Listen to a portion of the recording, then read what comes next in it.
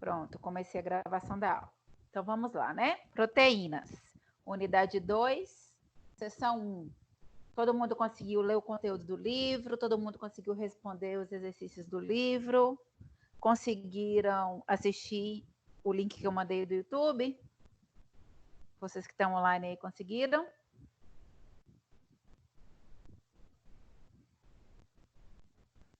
Eu estava terminando de assistir. E os outros conseguiram? Eu terminei. Maria Luísa, Ana, Cliver, conseguiram ler tudo do livro? Tem dúvidas? Deu para entender o que é proteína? Ou não deu para entender nada? Deu, o vídeo é bem explicativo, bem prático. Deu, né? Então, agora eu vou reforçar um pouquinho, mas assim, basicamente, o que vocês têm que saber de proteína é simples. Eu não vou cobrar coisas específicas, não, porque a parte mais específica vai ser trabalhado em bioquímica, né? E morfo. Vai ter uma matéria de morfo que vai ter bioquímica, que vai aprofundar mais essa questão da digestão da proteína, dos aminoácidos, como que eles se ligam, como que desnatura. Então, essa parte aí é mais específica mesmo na bioquímica. Agora foi só um apanhado geral de proteína para a gente dar continuidade à matéria. Então, vamos lá. Proteína. O que são as proteínas?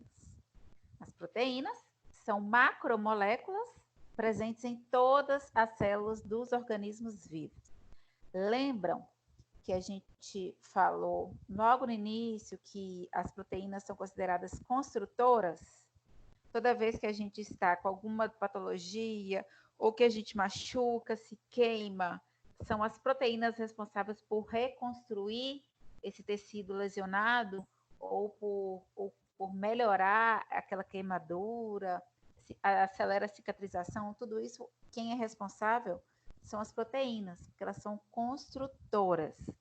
E as crianças que estão em fase de crescimento, elas precisam muito de proteína, justamente para isso, para ajudar nessa construção, né, do corpo, porque eles estão em fase de crescimento. Precisa de muita energia e muita produção de hormônio, dos ossos, dos dentes, dos músculos. Tudo isso precisa de muita proteína. Então, a proteína, ela é uma macromolécula que está presente em todas as células dos organismos vivos. Quanto à origem, as proteínas podem ser exógenas. Exógenas o quê? Que vêm de fora, né? Que são provenientes das proteínas ingeridas pela nossa dieta. Tudo que a gente consome que tem proteína, o nosso corpo vai tentar absorver ao máximo aqueles aminoácidos presentes nas proteínas exógenas que a gente ingeriu. Ou então, as proteínas também podem ter origem endógena. O que é origem endógena? É quando ocorre a degradação de alguma proteína do nosso corpo, das nossas células, pelo nosso próprio organismo. Deem um exemplo para mim de quando que o nosso corpo degrada a nossa proteína para transformar em energia. Quando que ele faz isso? Sempre, todo dia, ou só em algumas exceções? O que vocês acham? Quando não tem mais reserva de carboidrato nem de lipídio. Justamente. Quando não tem reserva, por exemplo, em jejum muito prolongado, o nosso corpo precisa continuar funcionando. O cérebro continua pensando, o coração continua batendo, a gente continua conversando, respirando, andando. Então, para tudo isso precisa de energia. Porém, você está num jejum aí há mais de 12 horas, 15 horas. Então, zerou a quantidade aí de energia, de glicose circulando no sangue e também as nossas reservas de glicogênio muscular. Aí, o que nosso corpo faz? Para não nos deixar parar, né? Para a gente não morrer, ele começa a quebrar o nosso tecido muscular, ele começa a quebrar a nossa massa magra, para gerar essa energia que a gente precisa para movimentar. E com isso, com essa quebra, ele vai gerar um produto residual que chama corpos cetônicos. que em excesso no corpo, esses corpos cetônicos podem ser tóxicos, principalmente para as gestantes. Por isso que gestante não pode fazer dieta de emagrecimento e nem ficar muito tempo sem comer. Porque quando uma gestante tenta fazer uma dieta para emagrecer ou fica longos períodos sem comer, o corpo está precisando de energia, ele começa a quebrar o músculo. E isso vai gerar corpos cetônicos, que são tóxicos para o feto e principalmente para o cérebro do feto. Então, um dos motivos que gestante não pode fazer dieta durante a gestação é essa geração de corpos cetônicos, né? Porque o excesso de corpos cetônicos vai ser tóxico. E outro detalhe também dessa questão da quebra do nosso músculo para virar energia. Em dietas muito restritivas, nessas dietas malucas da moda, que a pessoa ingere 500 calorias por dia, 800 calorias por dia, o que acontece? Ela está ingerindo muito abaixo da taxa de metabolismo basal. Está ingerindo muito abaixo da quantidade de energia que a gente precisa para respirar, pensar, andar, que é o básico, o basal que a gente precisa por dia. Então, quando você ingere um valor muito abaixo do que a gente precisa, o nosso corpo, ele é inteligente, ele começa a quebrar o nosso músculo. Com isso, o que acontece? Diminui a quantidade muscular do nosso corpo, diminui a nossa massa magra, que leva à flacidez corporal, né? E que leva a uma perca muito grande de quilos na balança. Porém, a pessoa não perdeu gordura, ela perdeu massa magra. Então, visivelmente, ela está magra, na balança ela está pesando menos, porém, ela degradou a sua massa magra, se tornou muito flácida, e quando ela parar com essa dieta muito restrita e voltar a comer carboidrato, açúcar simples, né? Pão branco, arroz branco, ela vai engordar dobrado, triplicado. Por que vocês acham que essas dietas de perca de peso muito rápida, que faz perder muita massa magra, depois, quando a pessoa ou para de tomar medicação anoxígena ou volta a comer normalmente, elas emagreceram 10 quilos e engordam 20. Por que vocês acham que isso acontece?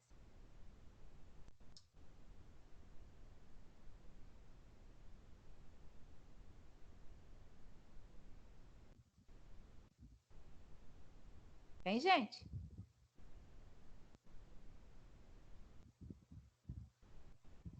Por que vocês acham que engorda dobrado depois de uma dieta restritiva? Ninguém arrisca?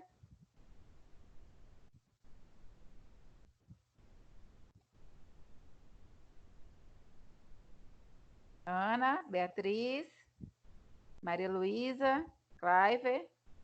Vocês não têm nem noção por que geralmente isso acontece?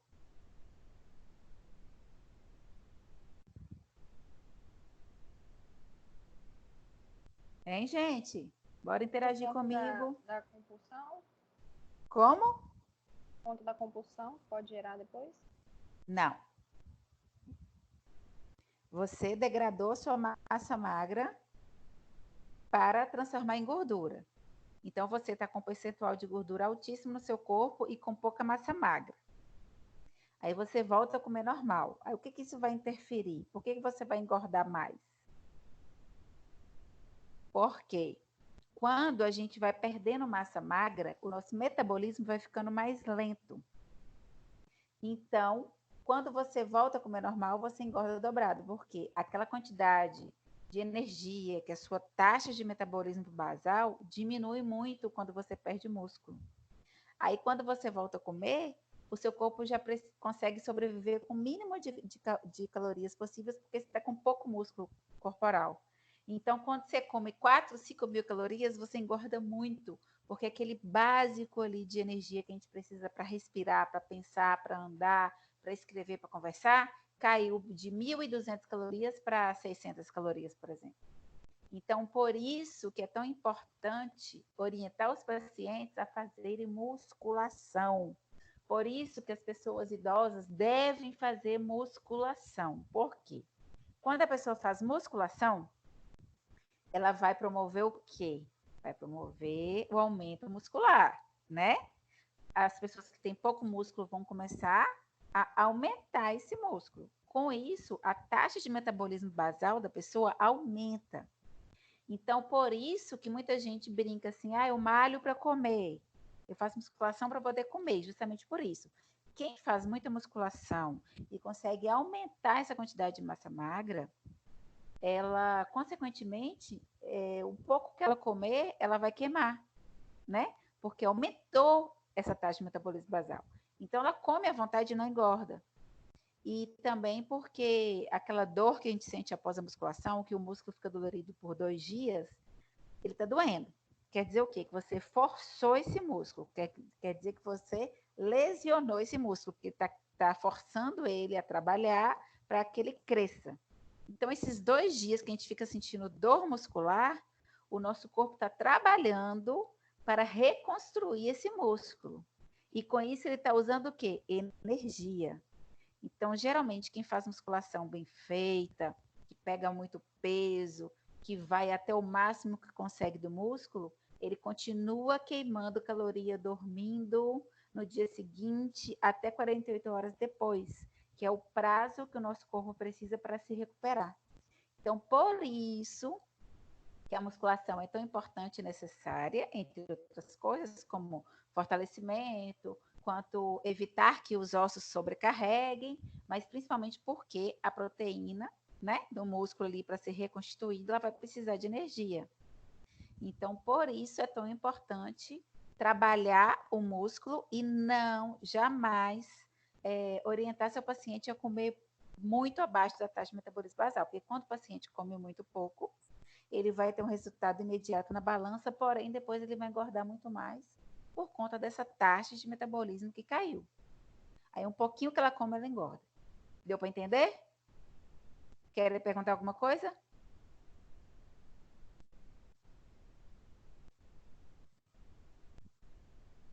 Hein, gente?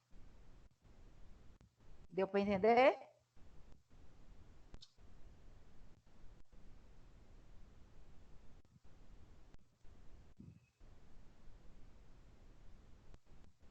Gente, vocês estão ouvindo?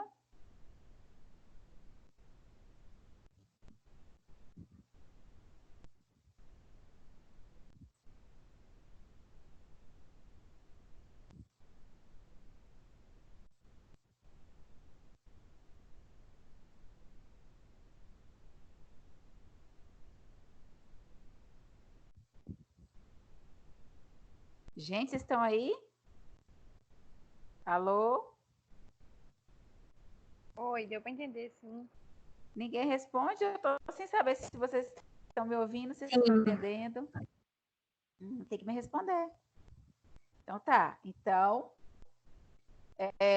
a proteína, né? Ela pode ser de origem exógena ou endógena. Exógena, quando a gente consome essa proteína, quando a gente está comendo ou arroz e feijão, ou alguma proteína de origem animal, ou alguma proteína de origem vegetal. E endógena é quando a gente precisa de energia, então começa a degradar as nossas proteínas celulares. E com isso vai levar a uma queda da taxa do metabolismo basal, que posteriormente essa pessoa pode ganhar um peso muito maior do que ela perdeu. Então, a gente tem que evitar o máximo que as pessoas degradem a proteína, né, do próprio organismo para produzir energia. Com isso é o quê? Calculando uma dieta que vai suprir a necessidade diária dessa pessoa, né, para evitar essa quebra dessa proteína. Então, a nossa principal função vai ser essa. Jamais permitir elaborar uma dieta com baixíssima quantidade de caloria que vai levar a essa degradação. As proteínas são polímeros complexos formados por aminoácidos, caracterizados pela presença de nitrogênio em sua estrutura química e unidos por meio de ligações peptídicas. Além disso, são cadeias de tamanho e configurações variados, em que podemos encontrar cerca de 20 diferentes tipos de aminoácidos. Né? Quem leu a matéria entendeu aí que a gente tem 20 tipos de aminoácidos. Entre eles, a gente tem os essenciais e os não essenciais. Os essenciais são aqueles que a gente não consegue produzir, que a gente precisa ingerir através dos alimentos.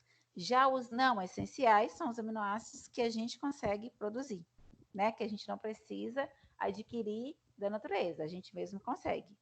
Mas esses essenciais têm que vir da alimentação, seja de origem animal ou de origem vegetal, ok? Perguntas?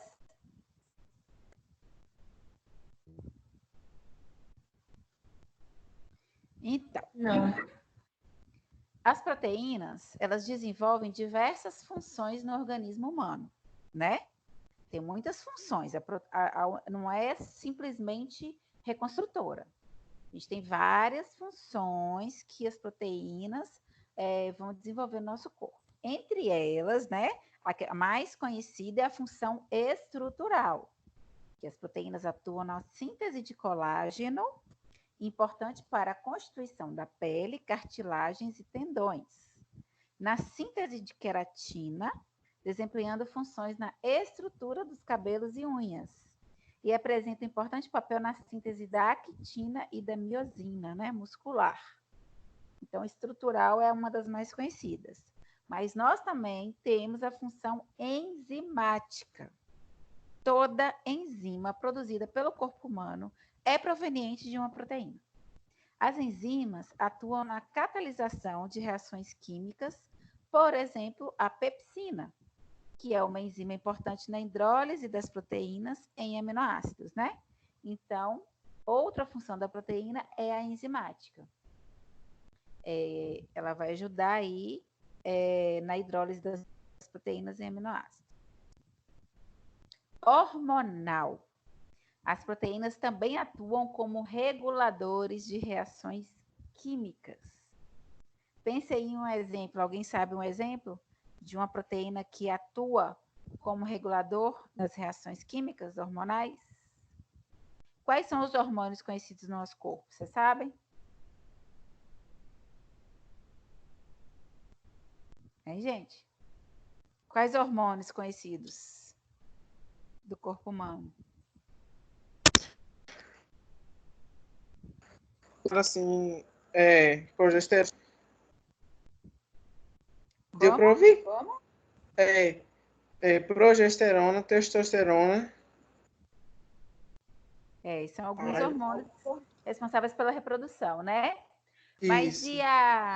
por exemplo, a nossa insulina? É o que, insulina? Glicose?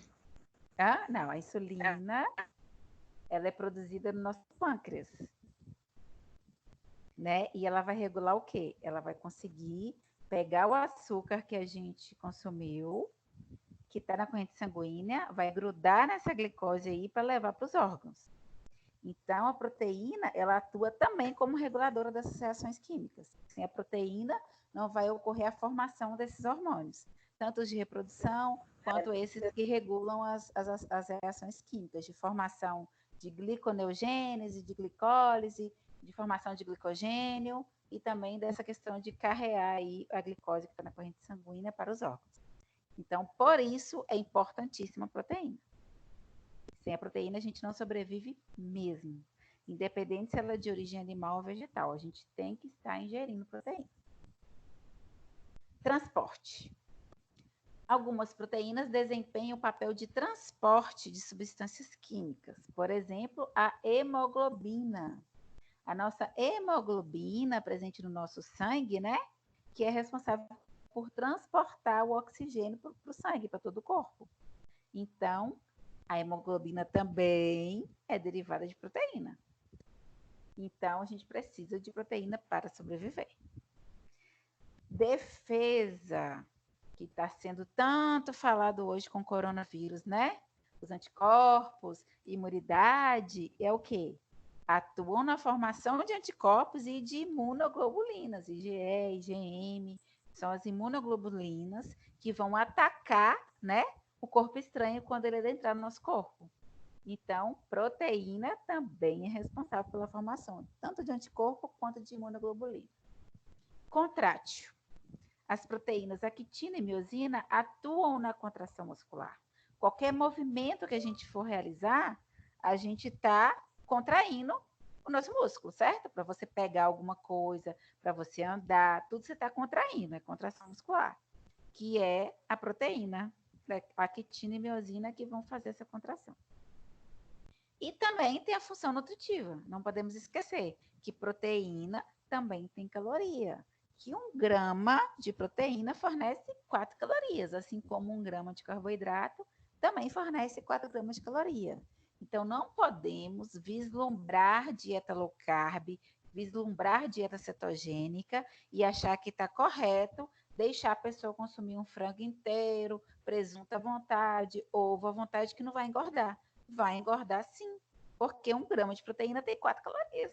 Então, o excesso de proteína vai engordar também, porque é caloria também. Deu para entender? Perguntas?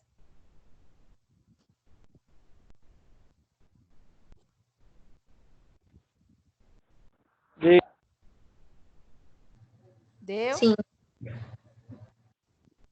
Então, vamos passar de slide. Formas estruturais, né? As proteínas, elas podem ter 4 formas estruturais, que são denominadas formas primária, secundária, terciária e quaternária. É o que eu fiz? Eu desmembrei o desenho para mostrar direitinho cada forma. Forma primária. Estão vendo o desenho aí na lateral da forma primária? A estrutura primária é uma sequência de aminoácidos, né? Caracteriza-se de forma linear, é uma linha na estrutura proteica. Os aminoácidos são apresentados de forma linear unidos por ligações peptídicas. Então, aí nesse desenho, estão vendo aí lisina, leucina, valina, lanina, histidina, são os aminoácidos que estão em forma linear, uma linha. E estão vendo aí atrás que passa uma linhazinha vermelha ao fundo? No caso, essa linhazinha vermelha aí no fundo, que é como se fosse a ligação peptídica, que está ligando, que está unindo um aminoácido ao outro. Ok? Deu para entender a estrutura primária? Todo mundo conhece aquele fio de telefone de antigamente, que é todo enroladinho, igual a espiral do caderno? A espiral do caderno. Não tem? Tanto do caderno, quanto daquelas impressões que a gente manda fazer e vai encaderna e coloca o espiral? Todo mundo consegue identificar uma espiral? De caderno ou de fio de telefone antigo? Sim. Sim, então. Aquela forma ali do espiral do caderno de vocês seria a mesma coisa que essa estrutura primária, né? É uma linha em que eles estão interligados, tipo um cachinho do cabelo, é uma estrutura primária. Estrutura secundária. Há uma presença de aminoácidos com diferentes polaridades. Isso faz com que as moléculas sejam induzidas a uma rotação da cadeia de polipeptídeos, originando as estruturas secundárias, sendo elas helicoidal e a camada pregueada. Aí, ó, o fio do telefone, ó, o espiral do caderno de vocês, tá vendo? São os mesmos aminoácidos lá da estrutura primária, que agora estão na forma helicoidal, de hélice ou de espiral. Desenhozinho aí, estão conseguindo ver, né? O espiral do nosso caderno. Terciária. Caracteriza-se pelo enovelamento da cadeia peptídica, formando uma estrutura globular.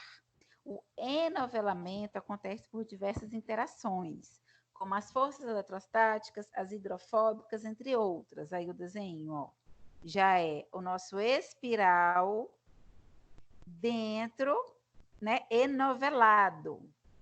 Já está dentro de uma outra camada. Ela já está sendo coberta aí, enovelamento. Já a quaternária, os polipeptídeos individuais são unidos por interações fracas ou pontes de sulfeto, originando grupos complexos de proteínas. Por exemplo, a hemoglobina é formada por uma estrutura quaternária e é responsável pelo transporte do oxigênio no corpo humano.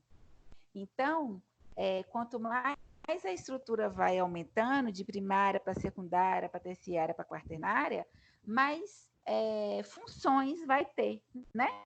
No caso, essa estrutura. Aí o exemplo aí está a hemoglobina. A hemoglobina, a sua estrutura é quaternária e ela é responsável por manter o ser humano vivo, que é graças a essa estrutura quaternária que é possível que aconteça o transporte de oxigênio por todo o corpo nas hemoglobinas.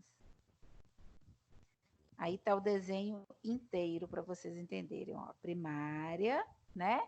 Que está ali dentro desse espiral aí, que é a secundária, que já foi enovelada e se transformou nessa terciária, e que pode se encontrar com outra terciária que vai se tornar a quaternária, que geralmente essa quaternária era responsável por várias funções, diversas funções do nosso corpo. Deu para entender? Querem perguntar alguma coisa?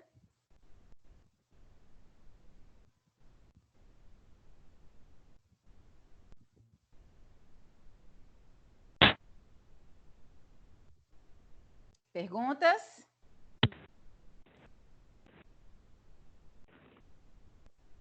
Em qual caso a gente vai ver a quaternária? Como? Em qual caso a quaternária? Em qual o quê? Quaternária? Em qual caso veremos? Em qual caso? Isso. O exemplo que eu dei agora, a hemoglobina. A hemoglobina do nosso sangue, a estrutura da hemoglobina é quaternária. Porque ela já tem uma função de transmitir, de levar, de carregar o oxigênio. Então, quanto mais complexa for a estrutura, mais funções vai ter. Aí um exemplo de uma quaternária muito conhecida é a hemoglobina. Certo? Certo. Assimile. Ligação peptídica, aquela linhazinha vermelha lá que está no fundo da primária. A ligação peptídica é a ligação que acontece entre duas moléculas de aminoácidos com a liberação de uma molécula de água, né? Então, para que ocorra aí uma formação primária, tem que ter essa ligação peptídica. Aí a gente sabe que a gente consegue ingerir, né, proteínas tanto de origem animal quanto proteínas de origem vegetal. Aí esse quadro que tem no livro de vocês tem alguns exemplos aí de alimentos fontes de proteína tanto de origem animal quanto de origem vegetal, né? As mais conhecidas aí, geralmente, todo mundo consome, quem come carne, né, que não é vegetariano ou vegano, já experimentou a grande maioria desses tipos de carne de origem animal.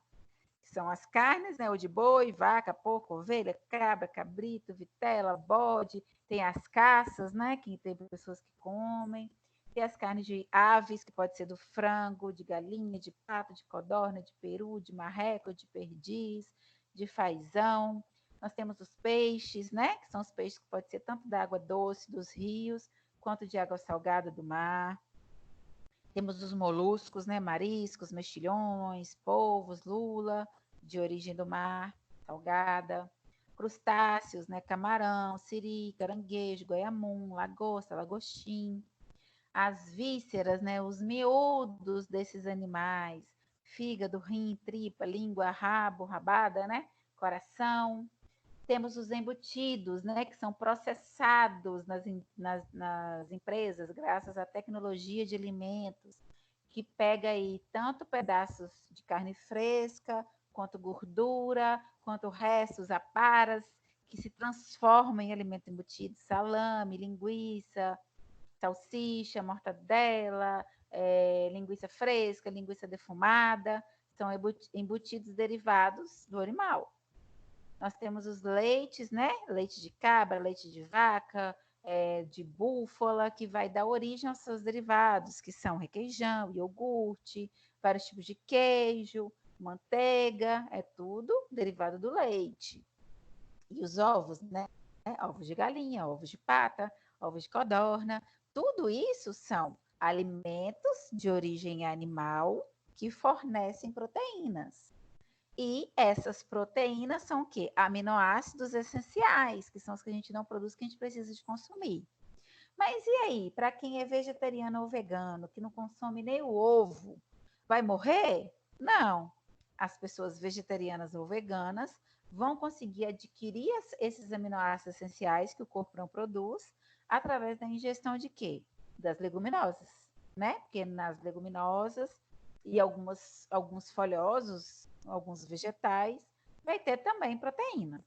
Mas os mais utilizados, o que tem uma maior quantidade de proteínas, são as leguminosas, que são as ervilhas, feijão, todos os tipos de feijão, grão de bico, lentilha, soja, tremoço, e tem também alguns folhosos, tem o cogumelo, que é muito utilizado, né? Cogumelo é caro, é muito utilizado na culinária francesa, porém tem alguns cogumelos mais baratos, mais acessíveis, que quem é vegetariano ou vegano vai aproveitar para ingerir a quantidade necessária do dia de proteína, ingerindo esse cogumelo.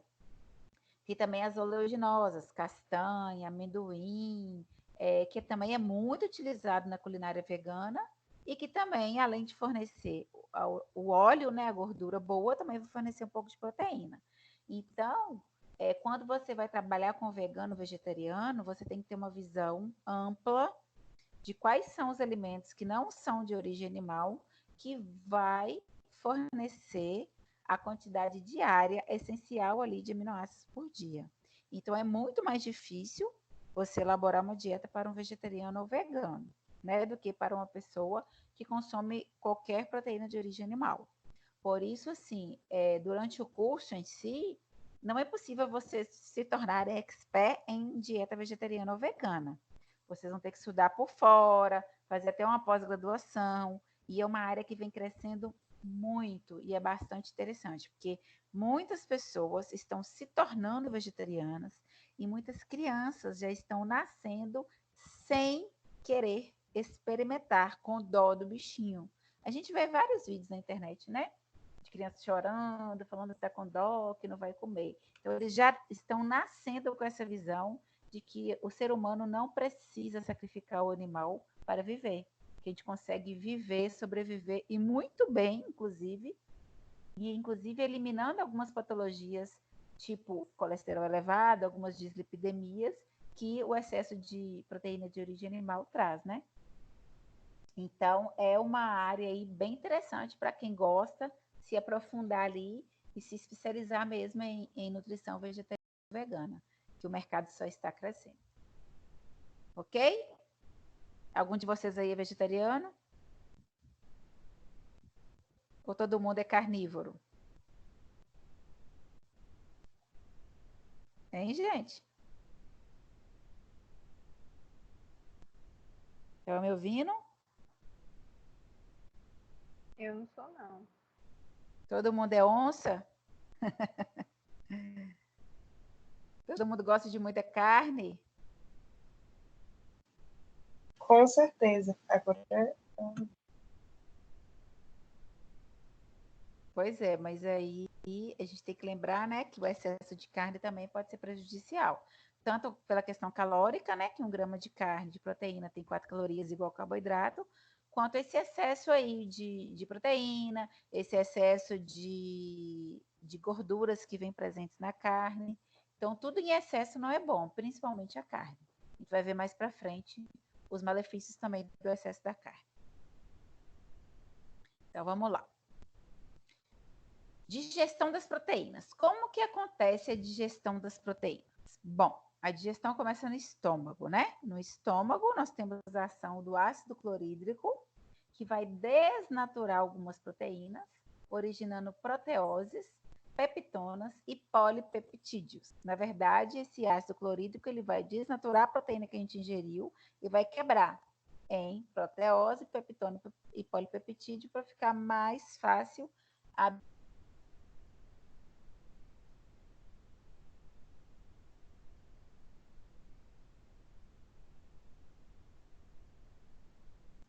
não estou ouvindo mais, não.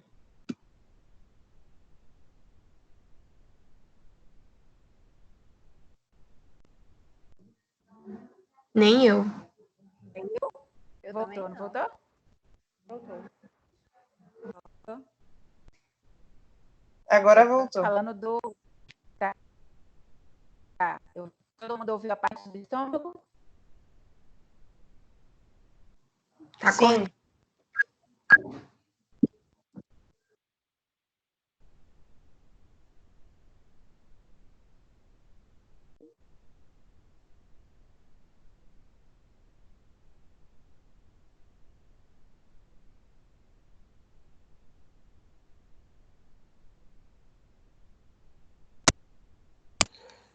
Não tô. Pra mim não tá escutando nada, não. Tô ouvindo nada, não. Parou Pra mim aqui também também. parou de novo. Parou tudo. Estão me ouvindo? Voltou. Alô? Agora sim. Agora sim. Alô? Tá, então vamos continuar falando aqui, né? No estômago, quando chega no estômago, essa carne, ela vai se desnaturar, né? O ácido clorídrico vai desnaturar essa proteína e vai originar proteose, peptone e polipeptídeo. Quando chega no intestino delgado, no duodeno mais especificamente, temos a ação da enterocinase, que transforma o tripsinodeno pancreático inativo em tripsina ativa. E essas enzimas tripsina, a quimiotripsina e a carboxipolipeptidases pancreáticas, que vão fazer a hidrólise das proteínas intactas e continuar a digestão iniciada lá no estômago, né? E a absorção vai acontecer no jejum. Aí, quando chega, né, no intestino, na borda e escova do intestino, que existem essas enzimas proteolíticas, né, proteólise, que vai quebrar essa proteína de peptídeos e triptídeos. Então, é estômago, que passa para o intestino delgado, para o duodeno, que vai chegar na borda em escova do intestino, que vai sofrer essa hidrólise aí dos polipeptídeos em aminoácidos. Aí, o que o fígado tem a ver com isso? O fígado, ele é um importante modulador na concentração de aminoácidos no sangue. E é ele que vai metabolizar os aminoácidos essenciais.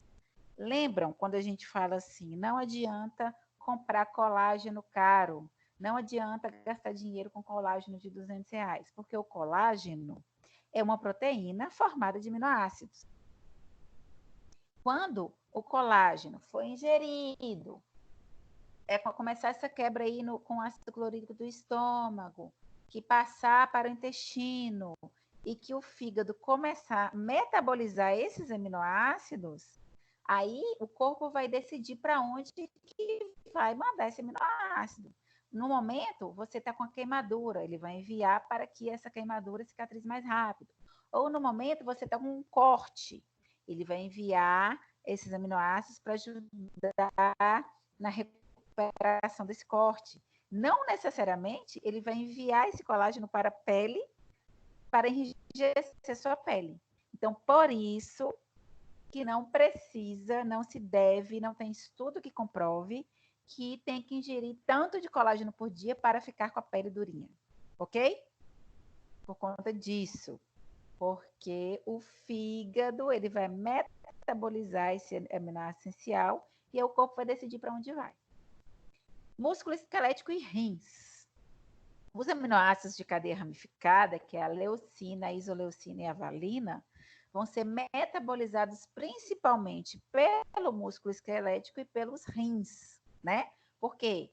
O que o rim vai fazer? O rim não está filtrando sangue, esses aminoácidos não estão na corrente sanguínea, então por isso que o risco de sobrecarga renal é alto quando se consome muita proteína, porque o rim tem que filtrar tudo. E se estiver em excesso, ele vai filtrando, até que ele fica sobrecarregado. Então, um dos motivos do excesso de proteínas na dieta pode levar a problema renal.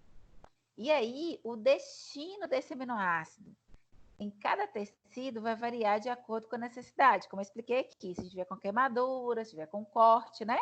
Por quê? Porque esses aminoácidos estão relacionados ao estado fisiológico do indivíduo. As proteínas, elas são um nutriente fundamental para a manutenção dos tecidos. E há um processo contínuo de síntese e catabolismo no organismo humano, denominado de turnover proteico. A gente está sempre produzindo e quebrando, sintetizando e catabolizando, a depender do que o nosso corpo está precisando no momento. Então, por isso que determinados aminoácidos responsáveis, por exemplo, para a pele ficar, né, mais jovem, vou consumir aqui colágeno, nem sempre vai justamente encaminhar esse aminoácido para onde você quer. Né? Você não tem esse controle.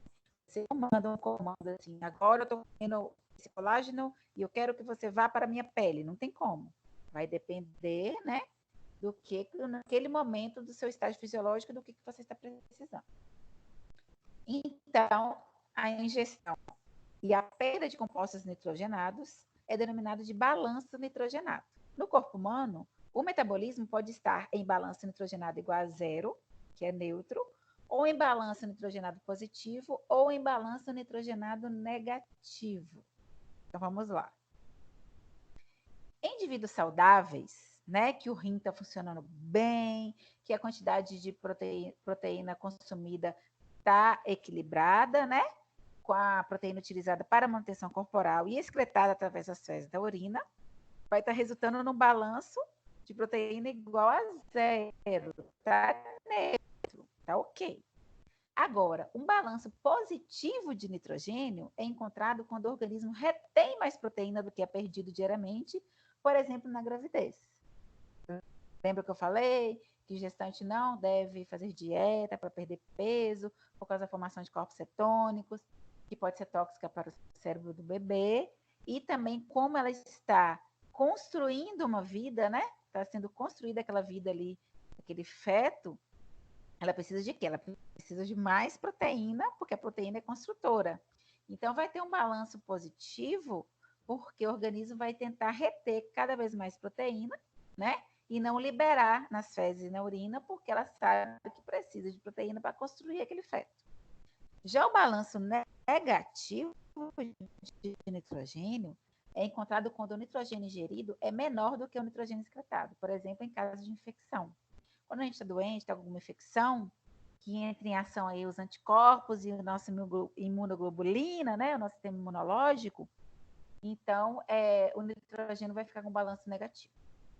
Ok? Deu para entender? Perguntas?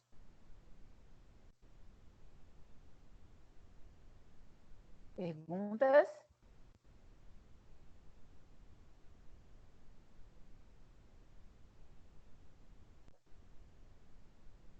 Posso passar para frente? Alô, alô? Pode.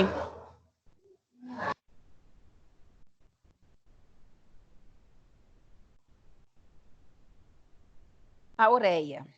A ureia é a principal forma de eliminação dos grupos amino derivados dos aminoácidos e responde a mais de 90% dos componentes nitrogenados presentes na urina. Além da ureia, existem outras formas de excreção de nitrogênio, como a amônia, ácido úrico, creatinina. A ureia surge da oxidação parcial dos aminoácidos, enquanto o ácido úrico e a creatinina são indiretamente derivados dos aminoácidos. Aí, vocês vão aprender mais na frente como interpretar um exame bioquímico. Geralmente, os médicos vão solicitar exame para saber a creatina, a creatinina, como está o ácido úrico, tudo são exames bioquímicos para a gente avaliar como está esse paciente. Então, por exemplo, um paciente que está com ácido úrico elevado na corrente sanguínea, isso quer dizer, se ele está com ácido úrico elevado, ele está consumindo muita proteína. Então, está consumindo tanta proteína em excesso que está elevando a quantidade de ácido úrico no sangue. E aí, professora, o ácido úrico no sangue em excesso, ele vai causar algum mal para esse paciente? Vai. O ácido úrico em excesso na corrente sanguínea, ele vai gerar algumas dores nas articulações, né? Aí ele vai ficar com muita dor, ele vai perdendo a força nas articulações. E se não for tratado esse excesso de ácido úrico na corrente sanguínea, ele vira uma doença que é chamada de gota, né? O excesso de ácido úrico, ele vai se acumulando nas articulações e se transforma em uma patologia que é conhecida como gota. E aí, o que a gente pode fazer para esse paciente? A depender da taxa de ácido úrico, se ela estiver elevadíssima, o médico vai passar uma medicação para ajudar a controlar e diminuir. Porém, esse paciente vai ter que parar por um tempo, mais ou menos 3 meses, de consumir proteína. Ele vai consumir carboidrato e lipídio. E o mínimo do mínimo de proteína nesses 3 meses. Para que essa taxa de ácido úrico volte ao normal e diminua essas dores das articulações, para que não vire a patologia gota. Agora, quando já está instalada a patologia, é mais difícil. Então, através do exame bioquímico, a gente começa a interpretar e entender como vai ter que ser o cálculo dessa dieta desse paciente, qual é a quantidade de proteína que você vai colocar nessa dieta desse paciente. Ok? Perguntas?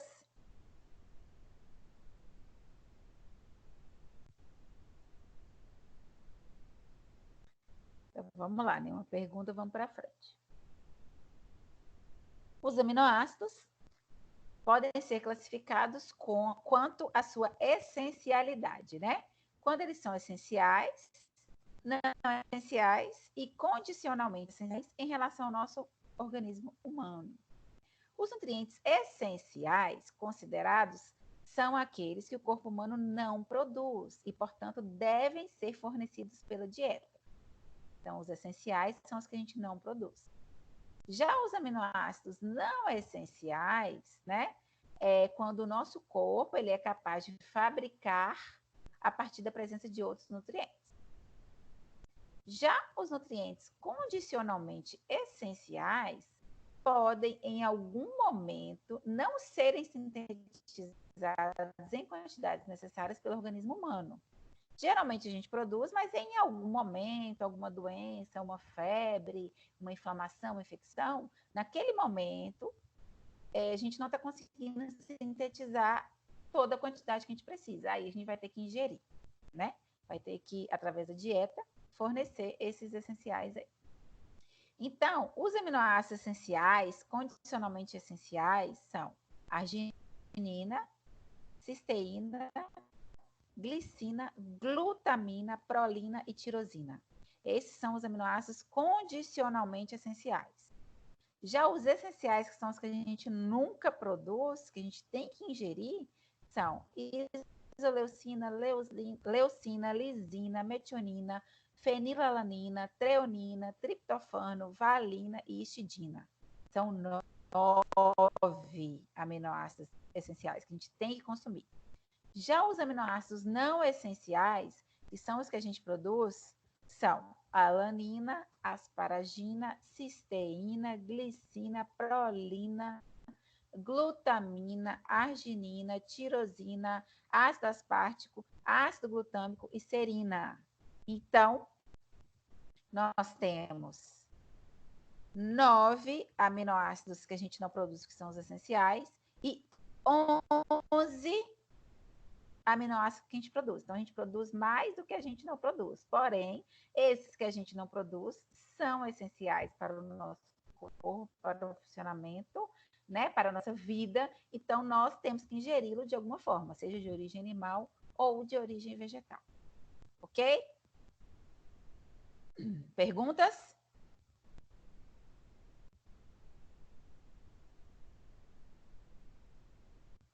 Perguntas? Não. Então, vamos lá. Digestibilidade. A digestibilidade, vocês viram digestibilidade na aula passada, né? O que era digestibilidade, que era biodisponibilidade. Aqui está tratando da digestibilidade das proteínas, né? Que se refere à avaliação do aproveitamento da fonte proteica e pode ser influenciado por diversos fatores, como os compostos fenólicos, os inibidores de tripsina, alterando a sua biodisponibilidade. A quantidade de proteína dietética é dependente da sua constituição de aminoácidos e da biodisponibilidade. Então, não quer dizer que se você consumir um bife de boi de 100 gramas, você está ingerindo 100 gramas de proteína, né? Você está ingerindo uma parte de proteína. Não quer dizer que todo o bife seja proteína, ele tem muita água. 75% de um pedaço de carne é de água. Então, só tem uma faixa aí de 20 a 25% de proteína. Então, jamais aquela quantidade que você coloca em gramas de proteína, 100 gramas de carne, 100 gramas de ovo, 100 gramas de frango, não é 100 gramas de proteína. Só uma parte daquela carne ali que é realmente proteína. Então, só uma parte daquela carne que vai ser absorvida, digestibilidade e biodisponibilidade. E ainda varia de cortes, de raças de carne, né? A do ovo tem uma biodisponibilidade diferente da carne, que tem diferente do peixe, que tem diferente do leite, né? Então, tudo isso vocês têm que saberem, porque às vezes a gente bate a meta do dia ali em quantidade total de proteína, lembrando que a biodisponibilidade pode variar. Lembra do exemplo da aula passada que a gente comentou, que tinha um exercício sobre ferro e cálcio, que quando a gente ingere no almoço, por exemplo, feijão, fígado bovino, uma couve, a gente está ingerindo muito ferro.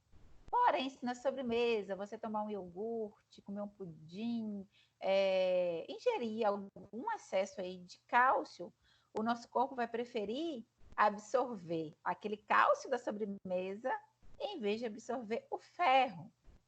Já em um paciente que está precisando muito da absorção de ferro, você não vai poder colocar nenhum alimento que tenha cálcio junto com esse ferro e ainda pode otimizar, né? Pode fazer com que o nosso corpo absorva melhor ainda o ferro desse feijão, desse fígado e dessa couve, acrescentando uma vitamina C.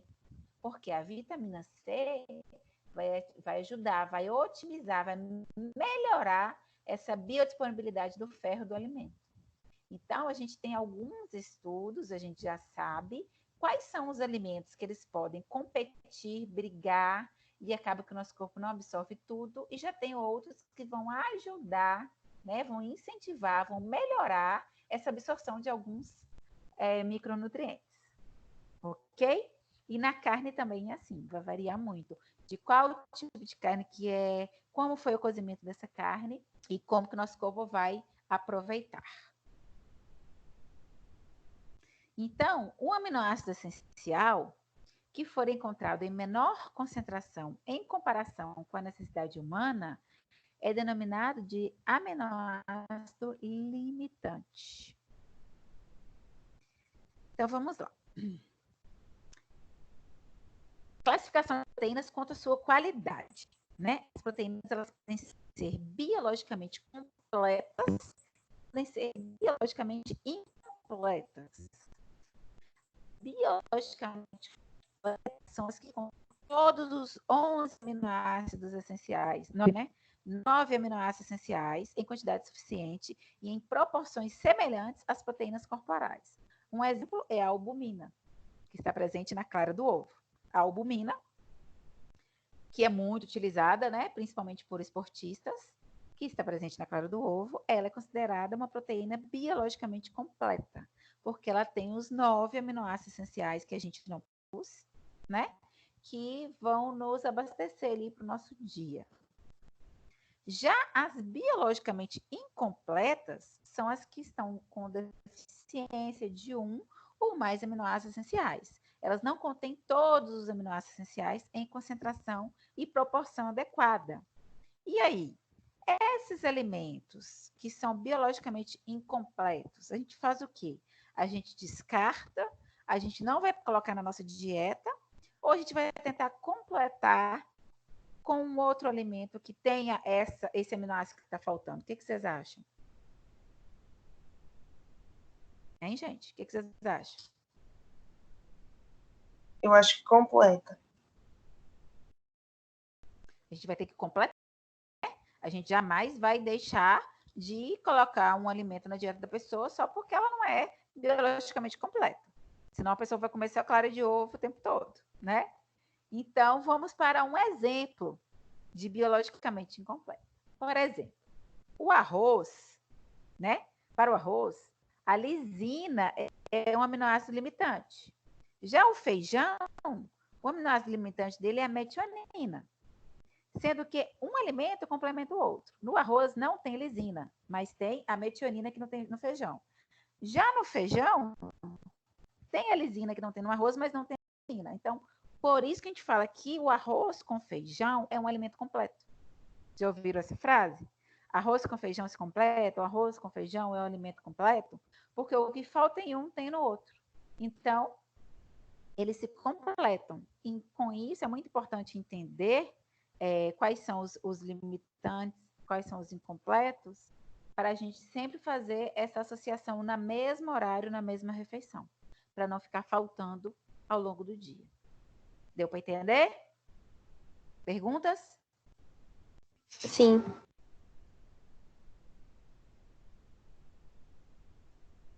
Não tem perguntas? Então vamos para frente. Malefícios. Lembra que eu falei no início da aula que o excesso de proteína também pode trazer malefícios para a nossa saúde? Agora nós vamos falar desses malefícios. O excesso de consumo de proteínas pode se tornar um problema para a saúde e para a performance do atleta, no caso, né? Indivíduos que consomem proteínas acima das necessidades recomendadas tendem a não consumir quantidades adequadas dos outros macronutrientes, carboidratos e de lipídios, né? Por exemplo, a pessoa consome 3.000 calorias no dia, mas ela consome muita proteína no café da manhã. Ela come ovo e queijo, só ovo e queijo da manhã. Aí na hora do almoço ela come só uma salada com muita carne, um frango inteiro.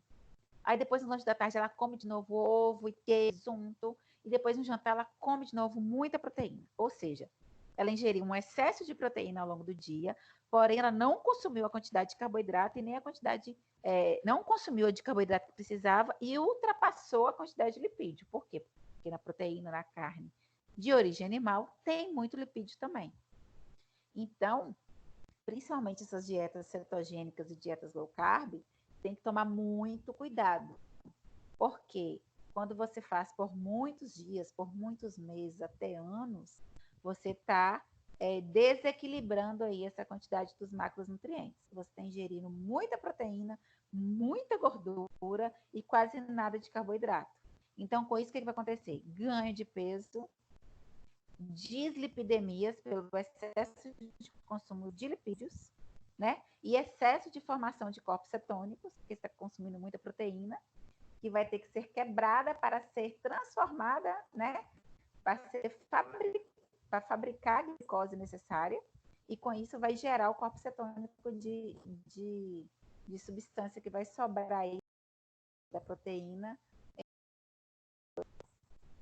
Então, vai ser maléfico tanto pelo excesso de lipídio na corrente sanguínea, que vai gerar dislipidemias, excesso de ácido úrico na corrente sanguínea, que vai levar a várias doenças, que eu dei o exemplo da gota, e sobrecarregar os órgãos, fígado e rim, né? Por quê? Porque vai ter que estar filtrando.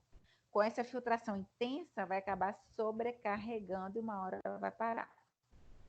Então, consumo excessivo, ela pode causar a sobrecarga renal, porque o nitrogênio consumido em excesso proveniente dessa carne vai ser expelido, né, pela urina ou pelas fezes.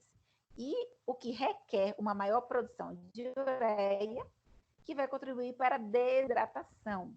Então, o aumento do consumo de proteína, ele deve ser acompanhado sempre pelo aumento do consumo de água. Então, a pessoa que está fazendo essas dietas malucas aí, cetogênicas, né, ou low carb, tem que ingerir muita água, porque se ela não ingerir muita água, o rim não vai conseguir expelir esse excesso aí de nitrogênio e vai acabar sobrecarregando. Então, não sei se vocês acompanham, se vocês já fizeram, ou se vocês tiveram algum interesse nessas dietas cetogênicas, por exemplo. Mas a regra é clara. Vai ter muita dor de cabeça nos primeiros dias. Por quê? Muita dor de cabeça porque não está consumindo carboidrato. Porque o carboidrato, a glicose, é o único alimento para os órgãos, principalmente para o cérebro. Então, quando você não consome carboidrato nenhum, vai faltar glicose no seu cérebro. Então, o corpo vai ter que começar a produzir a glicose através da quebra do que você está ingerindo, que é de proteína. Com isso, vai gerar aquele excesso de corpos cetônicos, que vão levar àquela dor de cabeça, aquela enxaqueca insuportável nos primeiros dias. E, além dessa dor de cabeça, daquele mau humor, né, no início dessas dietas cetogênicas, todo blogueiro aí que recomenda, ou médico, até mesmo nutricionista nas redes sociais, vão sempre bater na tecla que tem que beber muita água, tem que beber muita água, justamente por isso. Porque você ingerindo muita água, você vai ajudar aí na eliminação, né, desse excesso de nitrogênio pela urina e pelas fezes. Ok? Perguntas?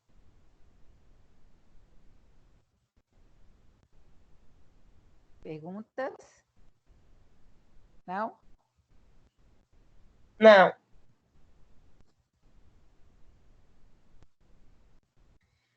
Então, é muito importante a gente lembrar que as proteínas também estão envolvidas nos casos de alergias alimentares, caracterizadas por uma resposta imunológica anormal ou exagerada de determinadas proteínas alimentares. A maior parte das alergias alimentares são provenientes de proteínas que derivam de 3 alimentos, que é o ovo, o amendoim e o leite. Existem também a doença celíaca, né, na qual as pessoas não toleram o glúten, que contém a sequência de aminoácidos que formam a proteína gliadina. Então, vamos lá. Vocês já ouviram falar de APLV, que é a alergia à proteína do leite de vaca, que algumas crianças já nascem ou desenvolvem muito cedo? Alguém já ouviu falar? APLV? Sim, meu irmão tem. Então, aí o que acontece quando essa criança tem APLV? O que a mãe vai dar para essa criança comer?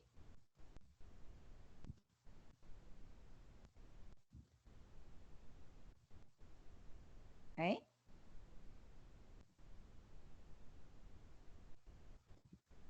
Quando a criança não pode ingerir o leite de vaca, qual é o leite que ela vai ingerir?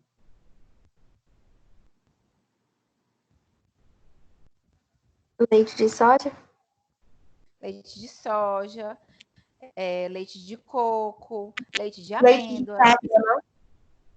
leite de cabra. Por quê?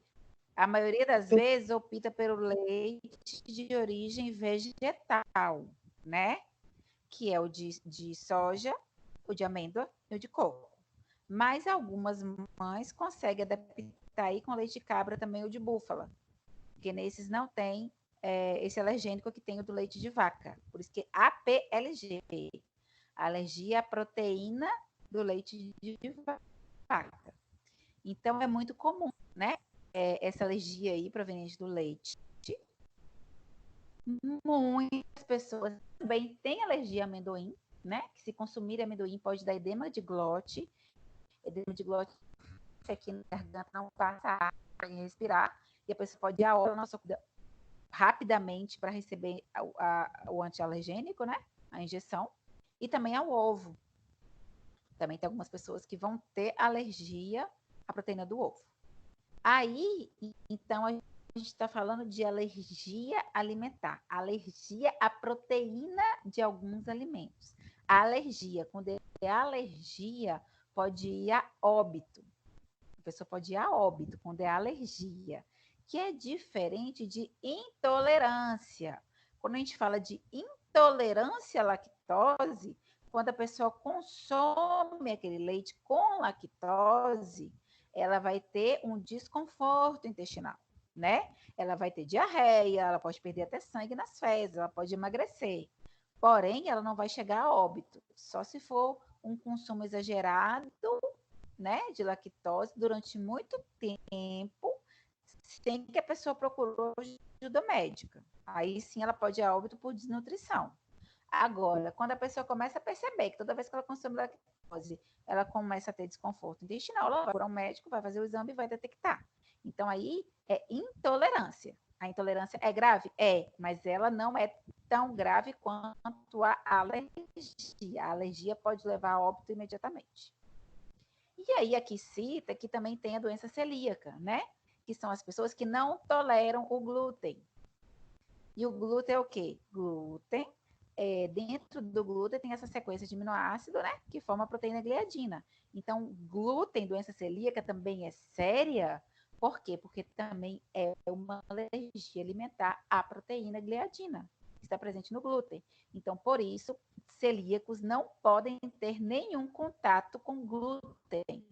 Por isso, celíacos têm que ter maior cuidado onde comem, às vezes até na mesma casa.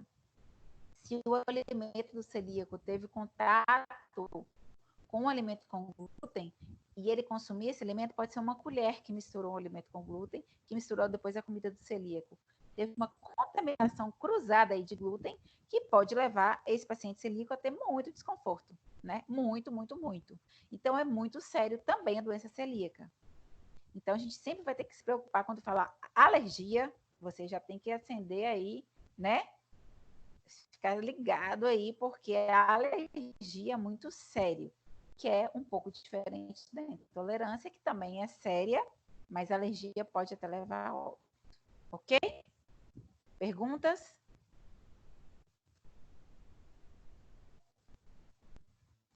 Perguntas? Vamos fazer nosso intervalo, então? Ou vocês querem tocar direto? Intervalinho de 10 minutos ou ir direto? Direto. Hã? Pode ir direto. Direto? Direto. Então vamos direto.